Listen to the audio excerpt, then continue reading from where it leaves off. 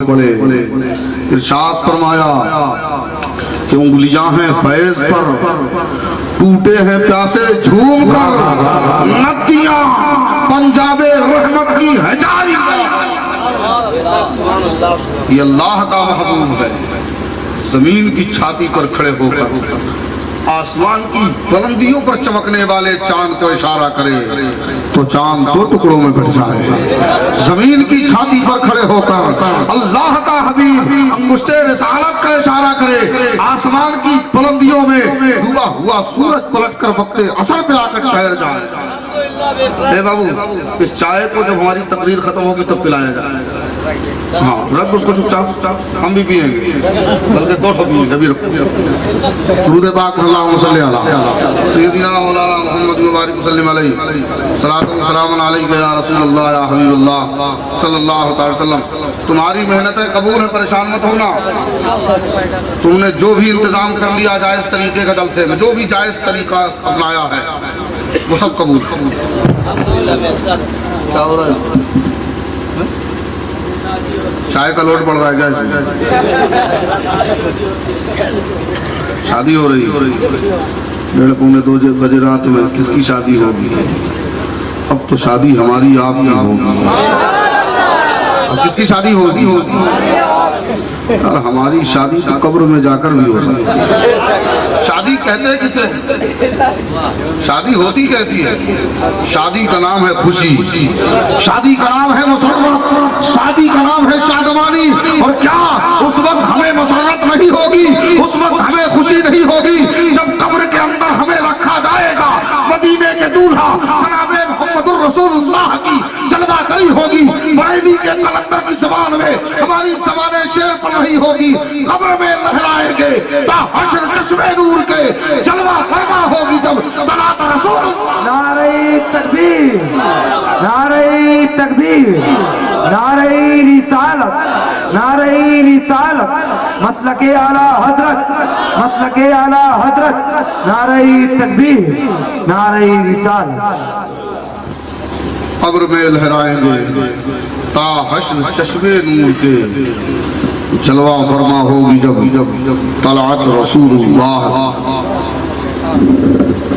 میں وجد آ رہا ہے، ایک بار اور درود پاک اللہم صلی علی سیدنا مولانا محمد مبارک وسلم علیہ، صلاۃ و سلام علیک یا رسول اللہ یا حبیب اللہ صلی اللہ علیہ وسلم۔ رات کی رات کا پچھلا پہر ہے۔ اگر یہ رات گرمیوں کے موسم کی ہوتی تو بہت قریب تھا کہ بالکل آپ فجر کے قریب پہنچ چکے ہوتے ہیں۔ یہ سردیوں کے دنوں کی راتیں ہیں جس کے لحاظ سے ابھی تقریباً 2 بجنے جا رہے ہیں، کچھ کم زیادہ۔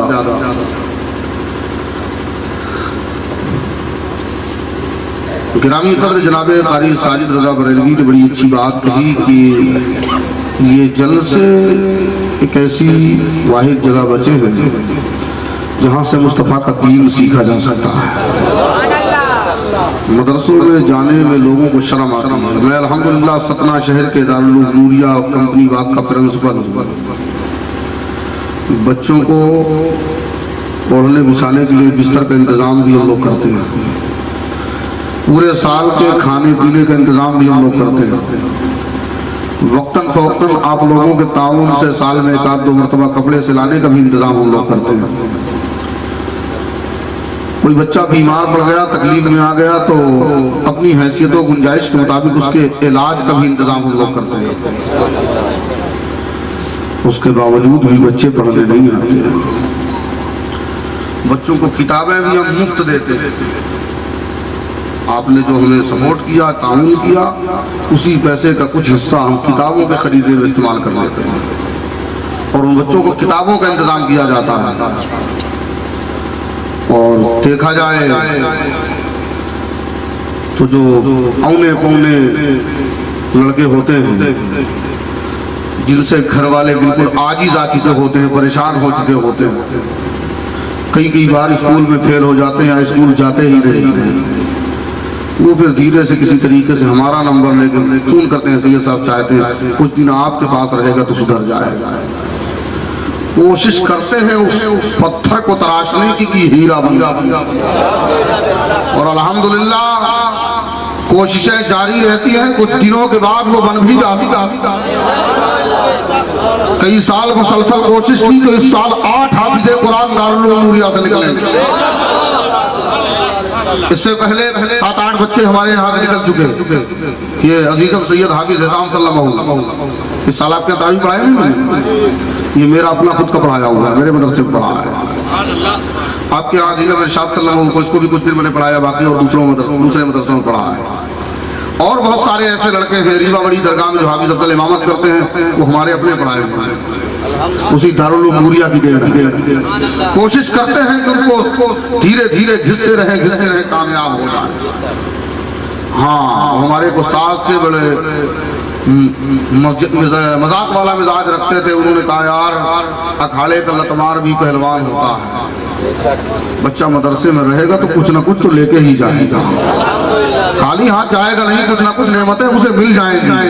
मदरसा रसूलुल्लाह का घर है, रसूलुल्लाह के दरे दौलत पे जनाबे हामिद लखनवी ने कहा था कि दरबारे मोहम्मद है, यहाँ अपनों का क्या कहना, जहाँ से हाथ खाली गैर भी जाया नहीं।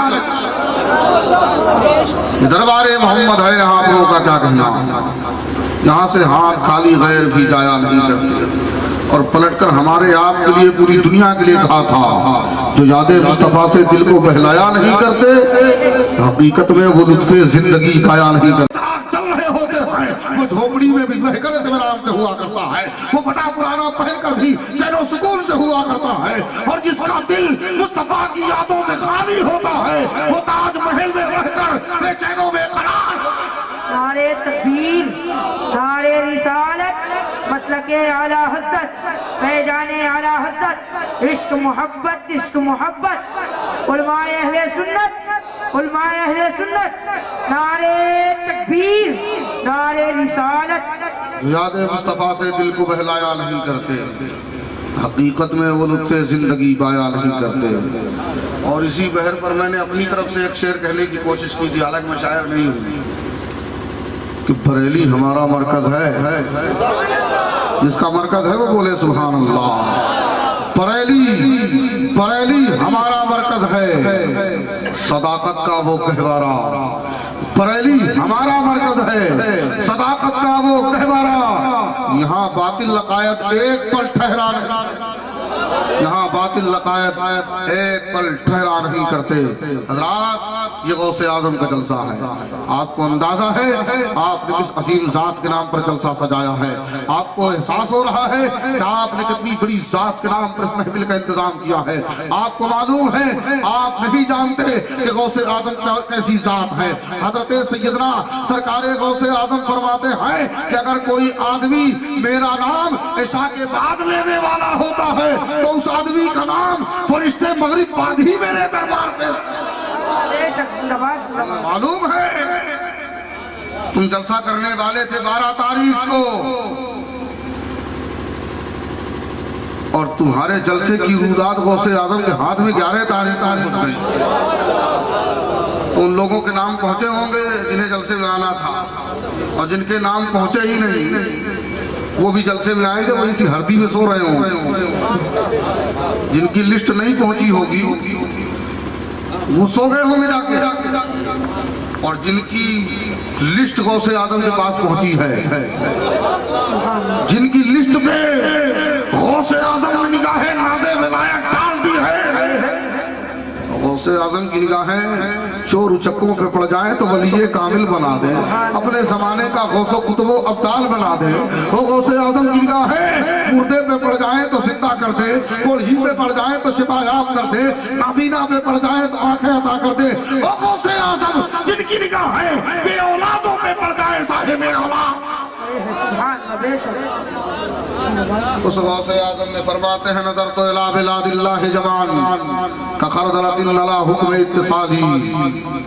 मैं अल्लाह के तमाम शहरों को, खाली हरदी को नहीं, बैकुंठपुर को नहीं, आसपास के किसी गांव देहात खेत खलियान, किसी घर मकान, किसी मैदान को नहीं, फरमाते हैं नजर तो इला बिलादिल्लाह जमान کائنات میں اللہ کے جتنے شے پوری کائنات کو غوث اعظم فرماتے ہیں میں دیکھتا رہتا ہوں کہ خردلۃ علی حکم اتصالی، جس طریقے سے ہاتھ کی ہتھیلی میں رائی کا دانہ دیکھا جاتا۔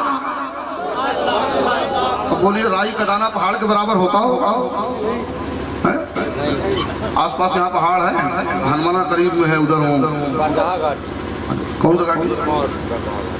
اچھا سرمور کے پاس گھاٹی ہے، اور بھی گھاٹیاں ہیں، لیکن ان گھاٹیوں کی حقیقت معلوم ہے؟ ایک چیز بتا دوں آپ کو، خوبصورت نہیں لگے گا، زمین کا جو حصہ ہلکا ہوتا ہے نا، قدرتی طور پر جو زمین ان بیلنس ہونے والی ہوتی ہے، بھوکمپ کی وجہ سے، طوفانوں کی وجہ سے، سیلابوں کی وجہ سے جس زمین پر زلزلے آنے کا امکان ہوتا ہے، اللہ تعالیٰ اس زمین کے بیلنس کو برقرار رکھنے کے لیے پہاڑ پیدا کرتا ہے۔ اللہ نے فرمایا وَخَلَقْنَا الْجِبَالَ أَوْتَادًا، ہم نے جو پہاڑوں کی میخیں گاڑی ہے نا، یہ پہاڑ جتنے اوپر آپ دیکھ رہے ہو نا، اس سے زیادہ نیچے ہوتے ہیں۔ آپ نے خزانے بھی دیکھی ہوں، پہاڑ کو ناپ لیجئے گا، جتنا پہاڑ اوپر ہوتا ہے اس سے کہیں زیادہ نیچے بھی پہاڑ ہوتا ہے۔ یہ اس لیے ہوتا ہے کہ بیلنس بنا رہے، زمین کو پلٹنے نہ پائے۔ جس طریقے سے زمین کے بیلنس کو برقرار رکھنے کے لیے زمین کی چھاتی پر پہاڑ پیدا کیے جاتے ہیں، ایسے ہی کائنات کے بیلنس کو برقرار رکھنے کے لیے غوث و قطب و ابدال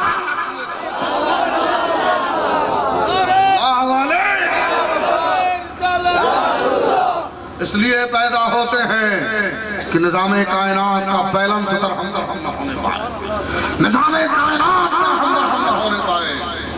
غوث اعظم کی محفل میں آنے والوں، تمہیں نہیں معلوم کہ شہنشاہ بغداد کی شان کیا ہے، اور سمجھ بھی کیسے سکتے ہیں؟ جناب عبدالرحمن تفسونجی سے جملہ سرزد ہو گیا، کہے گزرے اپنے مریدوں کے درمیان، کہا میں بارگاہ رسالت میں روز حاضری دینے جاتا ہوں، اور وہاں تو عبدالقادر جیلانی کا کہیں پتہ نہیں ہوتا، وہ تو دکھتے ہی نہیں ہیں۔ کہا میں روز محفل میں رہتا ہوں، مجھے عبدالقادر جیلانی نہیں دکھتے، اعلان تو کرتے ہیں قدمی ہادھی علی رکبتی فی کل ولی اللہ، یہ میرا قدم تمام ولیوں کی گردن پر ہے۔ اتنی بڑی شان بیان کرتے ہیں، فرماتے ہیں وَلَوْ أَلْقَيْتُ سِرِّي فَوْقَ بَيْتٍ لَقَامَ بِقُدْرَةِ الْمَوْلَى تَعَالِي، اگر میں اپنے راز کو، اپنے پاور کو کسی مردے پر ڈال دوں تو مردہ اللہ کی قدرت سے کھڑا ہو۔ فرماتے ہیں وَلَوْ أَلْقَيْتُ سِرِّي فَوْقَ نَارٍ لَخَمِدَتْ وَانْتَفَتْ مِنْ سِرِّ حَالِي، ارشاد فرماتے ہیں غوث اعظم کہ اگر میں دہکتی ہوئی آگ پر اپنا تصرف ظاہر کر دوں تو دہک میرے حوالے سے نہیں ہے۔ یہاں تو سرکار کا کرم ایسا ہے کہ جب سے ہوا ہے پیار ہمارے حضور سے، جب سے ہوا ہے پیار ہمارے حضور سے، آنے لگا بلاوا بہت دور دور سے۔ جب سے ہوا ہے پیار ہمارے حضور سے، آنے لگا بلاوا بہت دور دور سے۔ تو اس بات کی بہت زیادہ فکر نہیں ہوتی کہ کسی کے ہاتھ پیر پکڑ کے کہا جائے کہ میری تقریر آپ اپنے جلسے میں کروا دیں۔ میں تو صرف علاقے دیار کے جلسوں میں، محفلوں میں اس غرض سے شامل رہتا ہوں کہ بہت سارے لوگ محبت کرتے ہیں، میری وجہ سے جلسے میں بیٹھے رہتے ہیں۔ تو جس کے دماغ میں، جس کے ذہن و فکر میں یہ کبڈیاں ہو رہی ہوں تو وہ اپنی غلط فہمی کا علاج کروا لے۔ الحمدللہ یار ہمارا خاندان مہاجروں کا خاندان ہے، ہم نے بلکہ ہمارے جد کریم، ہمارے نانا جان جناب محمد رسول اللہ اللہ کا پیغام عام کرنے کے لیے اپنا وطن عزیز مکہ چھوڑ دیا، مدینہ طیبہ میں سرکار نے سکونت اختیار کی۔ ہمارے جد کریم جناب حضرت مولا کائنات نے اللہ و رسول کے پیغام کو نشر کرنے کے لیے مدینہ چھوڑ کر کوفہ کو مسکن بنا لیا تھا۔ ہمارے جد کریم جناب حضرت سیدنا امام حسین نے مدینہ طیبہ چھوڑا، مکہ مکرمہ چھوڑا، کربلائے محلہ میں جا کر اپنی جانیں اپنے رب کے حوالے کر دی مصطفیٰ کے دین کو بلند کرنے کے لیے۔ آج اگر میں اپنی زبان سے اپنی کوئی بات کروں تو آپ کو لگے گا کہ یہ سب اپنی تعریف کرنے بیٹھ گئے، اپنی تعریف نہیں کرتا۔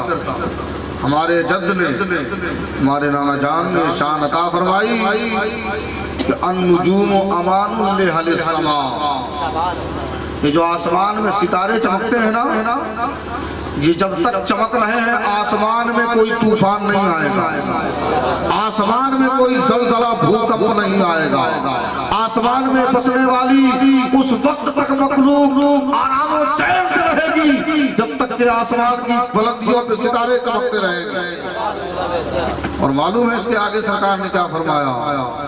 وَأَهْلُ بَيْتُ أَمَانٌ لِأَهْلِ الْأَرْضِ، اور میرا خاندان زمین والوں کے لیے امن کا سامان ہے۔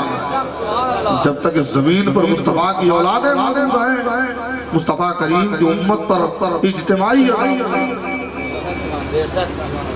یہ انعام ہمیں ہمارے اعلیٰ جان نے دیا، اور ہمارے آپ کے اعلیٰ حضرت نے دنیا سنیت کے امام نے بڑی پیاری بات فرمائی، ارشاد فرمایا کیا بات رضا اس چمنستان کرم کی، زہرا ہے کلی جس میں حسین اور حسن۔ درود پاک اللہم صلی علیہ سیدنا مولانا محمد مبارک وسلم علیہ، صلاۃ و سلام علیک یا رسول اللہ یا حبیب اللہ صلی اللہ تعالی علیہ وسلم۔ مجھے جناب ساجد رضا بریلوی نے یہ بات کہہ دی کہ اپنے نانا جان کی تعریف کریں۔ آئیے دیکھیں اللہ کا پیارا محبوب، وہ اللہ کا نبی جس نبی رحمت کے وجود مسعود کا یہ عالم ہے کہ شاعر بارگاہ رسالت جناب حضرت حسان بن ثابت نے بڑی محبتوں کے ساتھ بارگاہ رسالت میں کہا تھا وَأَحْسَنُ مِنْكَ لَمْ لَرَقَتْ عَيْنِ، اے اللہ کے پیارے محبوب میری آنکھوں نے آپ سے زیادہ خوبصورت کسی کو نہیں دیکھا۔ وَأَجْمَلُ مِنْكَ لَمْ تَلِدِ النِّسَاءُ، اے اللہ کے پیارے محبوب آپ سے زیادہ حسین و جمیل آج کسی عورت نے پیدا ہی نہیں ہے۔ خُلِقْتَ مُبَرَّعًا مِنْ كُلِّ عَيْبٍ، اے اللہ کے پیارے محبوب اللہ تعالیٰ نے آپ کو ہر کمی سے ہر عیب سے پاک و صاف پیدا فرمایا ہے۔ کَأَنَّكَ قَدْ خُلِقْتَ كَمَا تَشَاءُ، اے پیارے محبوب اللہ نے آپ کو ایسا پیدا فرمایا ہے جیسا آپ پیدا ہے۔ نعرہ تکبیر، نعرہ رسالت، زندہ باد۔ اب اسی شعر پر اگر میں گفتگو کروں، اسی شعر کے آخری مصرعے پر کَأَنَّكَ قَدْ خُلِقْتَ كَمَا تَشَاءُ، اے اللہ کے پیارے محبوب اللہ نے آپ کو ایسا پیدا کیا ہے جیسا آپ پیدا ہونا چاہتے ہیں۔ اور رسول رحمت سے پوچھیں اے اللہ کے پیارے محبوب آپ کیسا پیدا ہونا چاہتے ہیں؟ رب کی رحمتوں نے پوچھا ہوگا میرے حبیب آپ کے ہاتھ کیسے بنا دوں؟ یار بولو گے 15 منٹ بولنا ہے مجھے، سبحان اللہ، اور 15 منٹ میں تمہارے کلیجے کے اندر سے آوازیں نکل آئیں گی۔ میرا نام رستم